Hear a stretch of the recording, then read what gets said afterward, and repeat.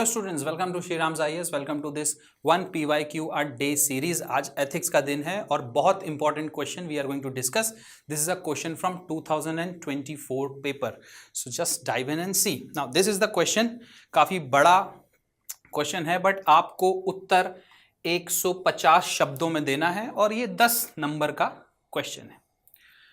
कैसे अप्रोच करें? बहुत बड़े बड़े क्वेश्चंस कई बार यूपीएससी पूछ लेता है, तो बहुत सिंपल अप्रोच है। बहुत simply you just have to understand what is really being asked in the question and just write down your answer, that's it, and move forward.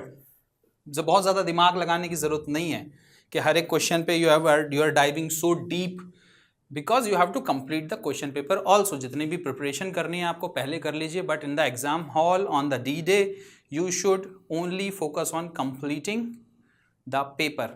Answer की क्वालिटी कैसी है ये तो डिपेंड करेगा कि आपकी प्रिपरेशन कैसी है। So let's say we are sitting there, let's imagine a hypothetical situation. We are sitting in the exam hall and then this question comes right in front of us and we have to answer that. How we are going to do it? Let's see. Ethics encompasses several key dimensions that are crucial in guiding individuals and organizations towards morally responsible behavior. तो भैया individuals और organisations को ethics के कुछ की dimensions कैसे help करते हैं to take morally responsible decisions and to behave in a morally responsible manner. Now that is a statement given in quotes and unquotes. Can you see there? This one and this one. What is the question asked here? Explain the key dimensions of ethics that influence human actions. This is the first thing which is asked. Explain the key dimensions. So what are the key dimensions of ethics that influence human action? And second thing, discuss how these dimensions, now whatever dimensions are there which you have already written in part number 1, how these dimensions shape ethical decision making in the professional context. अब देखिए बहुत ध्यान से, यहाँ पे professional context के बारे में पूछा. They are not asking about the personal और इंडिविजुअल लाइफ और इंडिविजुअल रिलेशनशिप, किसी बारे में नहीं. Professionally how these key dimensions are going to help you in taking decision, ethical decision. So this is the second thing which is asked in the question. Okay, I hope you have understood the demand of the question. So two parts, we are going to see both the parts. Now coming to the first part, explain the key dimensions of the ethics that influence human action. This can be answered in two ways. Several people are going to tell you about different dimensions of ethics. One of the dimension of ethics, dimension of, you must be hearing about these theory and you must have prepared about something called meta ethics, something called descriptive. Third one is normative, and fourth one is applied. Okay, and within normative if you see, there are few of the theories. Okay, virtue, deontology, teleology. Okay, what is this virtue ethics? Depends on some key factors such as courage, such as prudence, such as justice, things like these. Courage, prudence, justice, these are important elements which are given by the Greek philosophers. When you come to deontology, what is necessary? Okay, the means are necessary or the ends are necessary, you have to see that. In deontology, if you see, the means are more important than the ends. That simply means that the means should in all the manner justify the ends. So means are going to justify ends, and this happens totally oppositely in teleology, where ends justify means. That simply means ands are more important here in teleology than in deontology, where means are really very important. तो गांधी जी का कौन सा वे हुआ? डियंटोलॉजी वाला, ठीक है. Modern open market, free market liberalism का कौन सा वे हुआ? टेलियोलॉजी वाला. यहां पर बात हो रही है वर्च्यू एथिक्स की, विच इज वेरी इंपॉर्टेंट. और वर्च्यू एथिक्स में कुछ बहुत इंपॉर्टेंट चीजें दी गई हैं, ठीक है. Those are also really very important for you to understand. Now what is given in this question? Let us go back to the slide and see. Explain the key dimensions of ethics that influence human action. Now, if you are going to take some action based on the key dimensions of ethics, what really comes to your mind? These theories are not going to come to your mind, I am pretty much sure. But there is another way of approaching this whole question. What is that way of approaching the question? Write down the most important dimensions which you know. That is one way, okay, no issues. There's another way of doing it. Don't you think integrity is very important dimension? Okay, if you do not know about these theoretical dimensions, then directly approach the question using the important terminologies which are also the dimensions of ethics. Objectivity, fairness, you have to be fair, okay, you have to have accountability and responsibility, okay, then you have to have empathy and sympathy and empathy and compassion. So these are few of the important dimensions of ethics which you should have in your personality. They should be the part of your personality. They should be ingrained in your mind. Okay, try and understand this, and then only you can take ethical decisions when you are in the professional space. Now, if you do not know about these dimensions of ethics, what is meta, what is descriptive, what is normative, what is applied? Applied ethics simply means that you have to apply the normative ethics in the real life situations. What is this normative ethics? Normative ethics simply means how and what ought to be the correct thing. You know, one thing is that something is right or wrong. In the real sense, अगर आपने कहीं पे झूठ बोल दिया to save somebody's life, that is applied ethics. You have applied a theory of normative ethics in the real life situation. But think about a situation whether truth in itself is right or wrong, what ought to be. तो वो जो what ought to be वाली जो चीज होती है, that is normative ethics. And the application of this normative ethics in the real life situation is called the applied ethics. Very simple. But the point is, let's say you do not know all this, then how you are going to write the answer of this question? Come to the very basic normal understanding of ethics. What are these? Integrity, objectivity, fairness, accountability and responsibility, empathy, and there can be many, selflessness, courage. There are too many of them. Okay. So when you know all of this, then your job becomes very, very easy. So dimensions of ethics, you can write these. And these all things are derived from normative ethics only. What ought to be? If you are an IAS officer, what you should have? How you ought to behave? You should have the sense of integrity. You should be fair. You should be just. You should be non-arbitrary. You should follow the laws. Okay? You should be fair in your approach, fair in your working. You should have objectivity in your mind.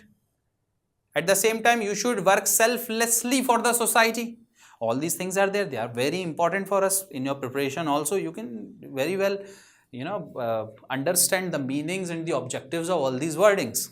So that is what you can write in part number 1. You can also write these things, but in case if you do not know these things are all right. You can write it in part number 1. Part 1 of the question. Now coming to the part 2 of the question, discuss how these dimensions shape ethical decision making in the professional context. Now, what kind of professional context there can be in the government setting or in the private setting, isn't it? You can be a government officer, officer of the government. At the same time, you can be in the private sector and you can hold a very important position in the private sector. You can be CEO of a company. Okay. Now, let's say you are the officer of the government. And when you are the officer of the government, the question is simply asking that how these important dimensions of ethics are going to help you in ethical decision making. Now, tell me very simply how simple this question is. How integrity is going to help you in ethical decision making? See, ethical decision making requires several values. Okay, we are defined by the decisions we take. Either we take good decisions or bad decisions. Okay, but the basis of that decision, if it is ethical and moral, then our most of the time it happens that our decisions are going to be just. And when you are holding a public office, your decisions become even more important, because on your decision the life and the welfare of other people depends. In the in the words of J.S. Mill, it would be other regarding decision, not the self regarding decision. So that is what the question is trying to ask here. In the professional context, that simply means other regarding decision, the decisions which you take, which influences the other people, which impacts the lives and the welfares of other people. And hence, all these values which are there, courage is also there, the leadership values has to be there. How they are going to help you in ethical decision making? Now, simply, let's take the example of integrity. Integrity is what? If nobody is watching you, then how you are going to behave? You have so much responsibility as an IAS officer. You have so much power as an IAS officer. You have trust of public. You have to, your decisions must be justified.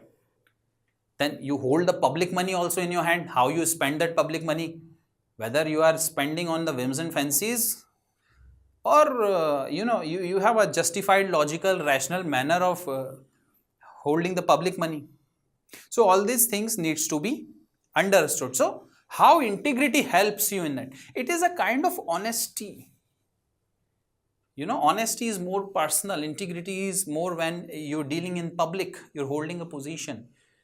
That personal honesty is very much important if you have to be ethical and if you have to take the ethical decisions. I hope you are getting me. Ethical decision making originates from these values, and one of that value is integrity.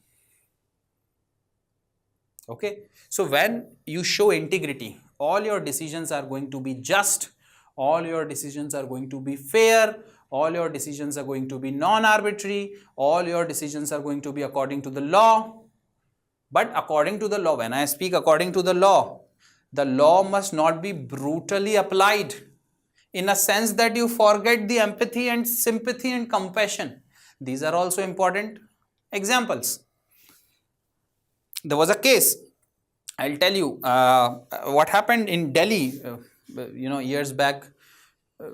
Some slum people were living in an encroached land, and that land belonged to the railways. Now, the court gave the order to empty up that land, and the police came and started to empty up that land in the winter night, somewhere in December, somewhere here in Delhi. Now, the thing was that there were old people, there were children, there were women, and at night if you snatch them everything they have, if you snatch from them everything they have, and if you take their home, where are they going to go? Where are they going to live? And that is happening in the winter in Delhi. You can imagine the plight of the people that time. It was so heavily criticized the next day in the newspapers and in the news channels. Although the authorities were following laws, rules, regulation, the order of the court. But the problem was that compassion was missing. They could have waited for a night. They could have applied the same regulations or same logic the next day. They could have emptied up the slum area or that encroached area the next day in the morning, or maybe they could have made some alternative space for the poor people to live, and then so application of law is a good thing, but application of law has to be accompanied by sympathy, empathy, compassion. You have to understand, and that is the reason why this value becomes very important. And how this value helps you in taking ethical decision? By being more compassionate. By being compassionate, you understand the feelings of other people, you understand the life situation and the problems of other people, and accordingly you act, because you are holding an important position. You are taking decision which influences other people's life, and that is the reason you should have empathy, you should have compassion. Similarly, objectivity has to be there in your decision making. If you have to understand a problem and take a decision on that problem, you have to understand the problem in its entirety. You should understand the very roots of that problem. And that only comes when you have the value of objectivity within you. Okay, so objectivity helps you to understand the problem perfectly and then work accordingly. Similarly, fairness. On one hand, let's say you want to show that you are an efficient officer and your department, the department under you as the chairman, is working very efficiently. And for that reason, you apply the rules, law, regulation very brutally. But what would happen to the public? Because you are in public dealing. You are in a different business altogether where your decision directly impact the lives of people.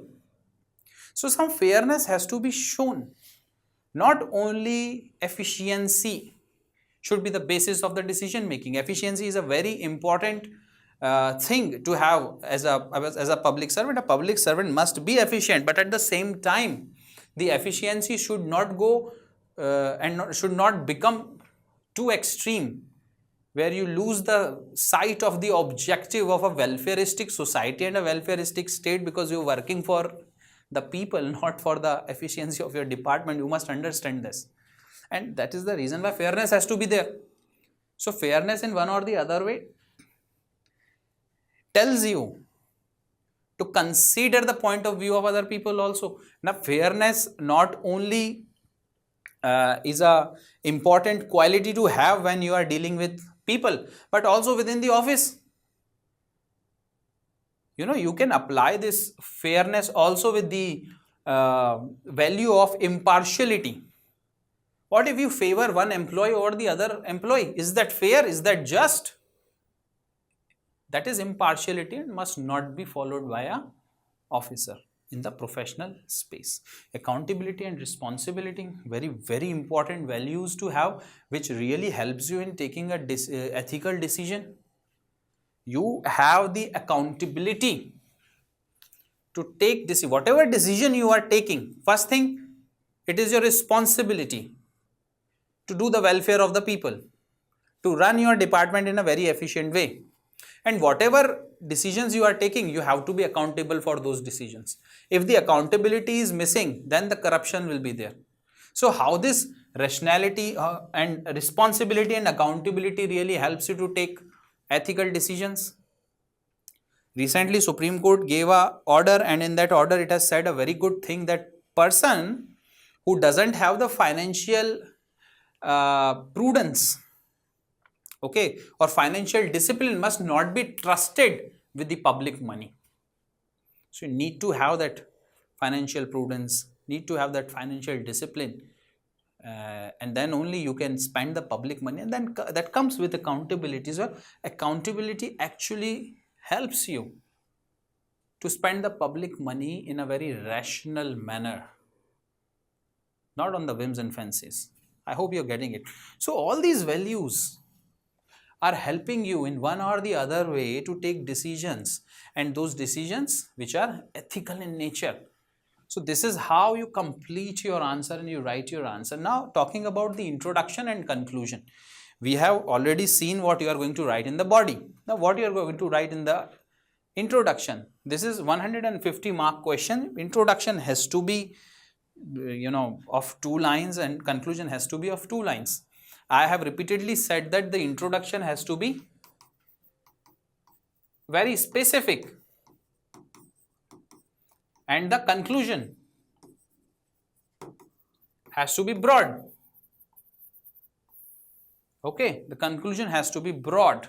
It has to show some kind of broader value or broader light. Why to apply all this? Why to do all this? Now, to be very specific relating with these things, you can very well write an introduction if you know any of these. You can write down these values, the key dimensions of ethics such as integrity and objectivity really helps a IAS officer or say a person in a professional space to take ethical decision, and then you can start with your answer. You can also write about these dimension of ethics in introduction, where you can say that from the ancient Greek till the modern Nolan Committee, everybody is focusing on the ethical decision making in the public space, and ethics is very important. And that is the reason why several dimensions has to be established, which are already established in the public spaces, so that everybody who are responsible and has been given several responsibility of the government should take into consideration these dimensions before taking any decision. That can be written. And moving on to the conclusion part, it has to be broad. Now, how to make this thing broad? Think about why are you following? Why is it needed? They are saying that ethical decision making has to be made in the professional context. Why is it needed to make ethical decisions in the professional context? Because you live in a welfareistic society. India is a socialist country. Okay, socialism is one of the basic structure of the constitution, and to a great extent socialism is not only restricted nowadays to the economic philosophy, but is also a kind of welfare state that has been defined by the Supreme Court. Okay, so this welfare state needs you to be very efficient. At the same time it also needs to be rational. At the same time it also wants you to be ethical and moral in any kind of decision making when you are holding a public office. That integrity, objectivity, impartiality, fairness, justness, sympathy, empathy, courage, all these things have to be there. These are very, very important. Why? Because you're running a welfare society. So such a thing can be written. If India really wants to become great and regain its past glory, these things are very important. You can also include the concept of Ram Raj. It has been used. It is a very positive concept, can be written. No issues with it.